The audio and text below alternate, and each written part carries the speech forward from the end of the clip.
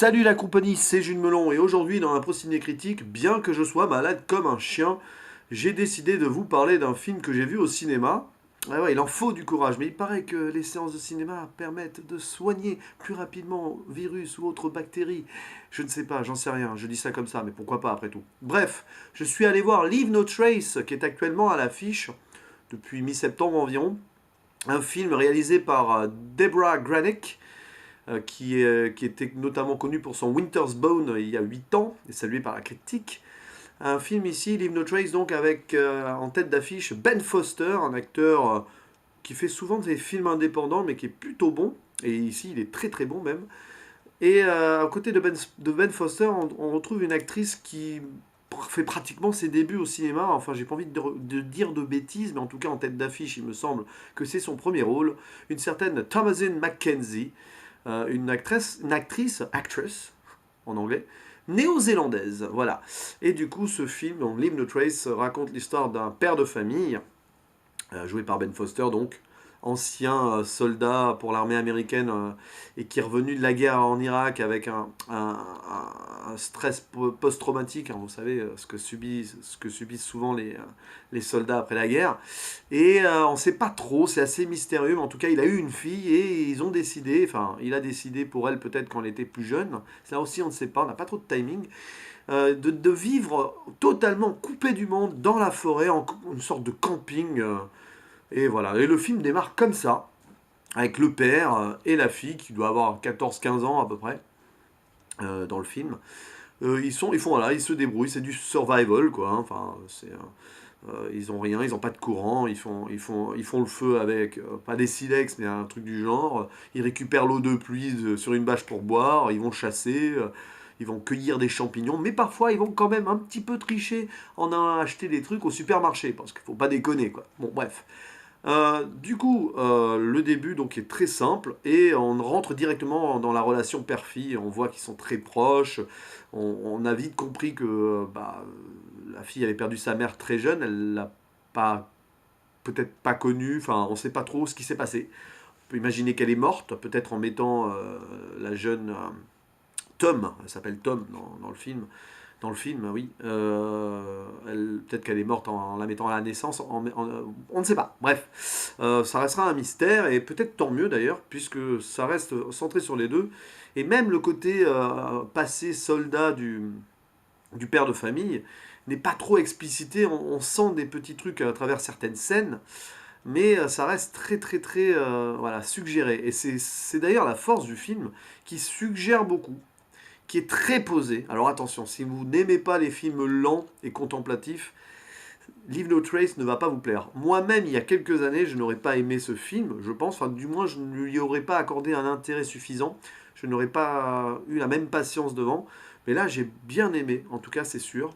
Je lui mets un bon 7 sur 10, ce film. Il manque peut-être quelque chose pour que ce soit transcendant. Ça reste très, très, voilà, hein, très, ouais, très contemplatif. Le message là derrière est profond aussi, mais voilà.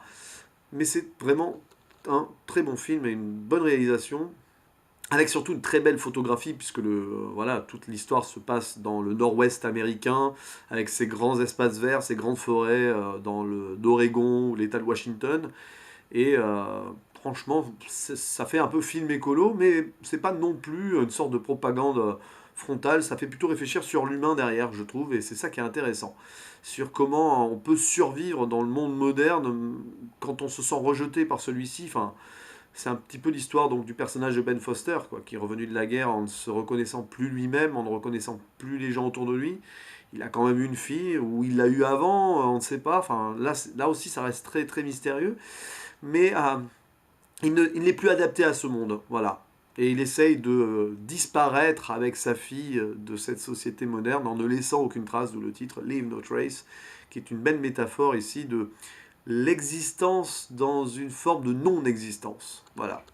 C'est très très très c'est très philosophique tout ça, hein, quelque part. Bref, c'est un peu ce film aussi une métaphore, j'allais dire du suicide. Bon, peut-être pas exagéré non plus, mais on sent quand même que le père de famille essaye clairement de ne... Voilà, il ne peut pas rester entouré de gens.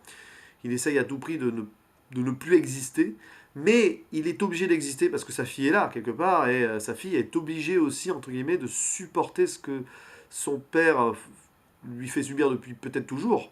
Sauf que là, elle rentre dans l'adolescence, et quand bien même au début du film, on sent qu'elle est très proche de son père et qu'elle est vraiment attachée à cette vie de nature et tout, il y a des événements qui font qu'on la sent aussi... ben voilà, elle prend goût au contact des autres, parce que voilà, c'est pas un spoil de dire qu'au début du film, on voit dans le trailer, les autorités les trouvent le père et la fille et du coup les obligent à vivre plus ou moins dans une sorte de communauté parce que voilà, c'est interdit. Enfin, il doit subvenir aux besoins de sa fille. On peut pas laisser une enfant comme ça vivre dans la nature. Puis il peut pas vivre ici dans une sorte de parc, un espace public non plus. Tout ça, tout ça. Bref, et c'est à ce contact d'une communauté assez religieuse, donc vers le début du film, que la fille commence à avoir envie d'avoir des relations avec un jeune garçon qui s'occupe de lapins, elle s'intéresse aussi à la communauté, je sais pas si une communauté évangéliste à peu près, un truc comme ça, locale.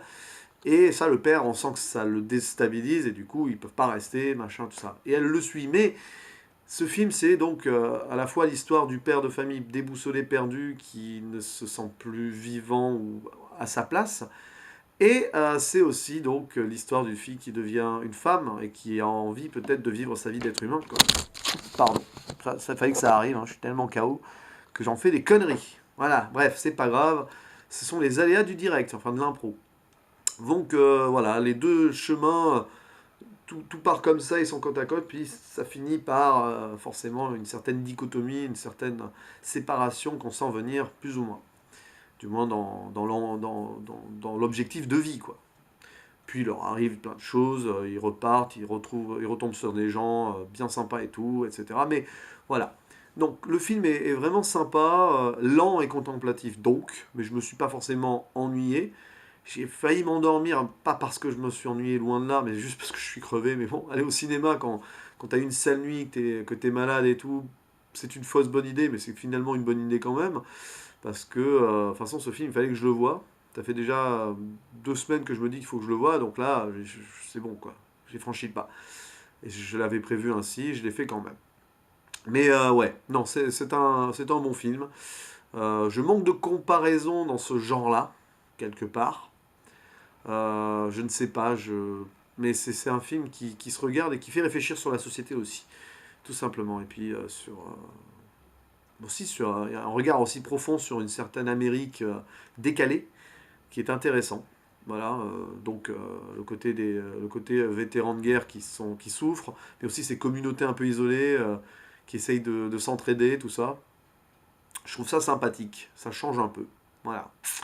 En tout cas, ce qui est sûr, c'est que ce film fera partie des bonnes surprises de l'année. Je pense pas qu'il sera dans mon top, parce que voilà, il y a beaucoup de films qu'il va falloir que je classe à un moment, et celui-ci, en tout cas, restera quand même un bon souvenir.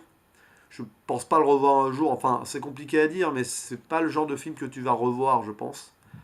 Même si tu peux toujours. Enfin bon, voilà. Il m'a pas fait bader non plus.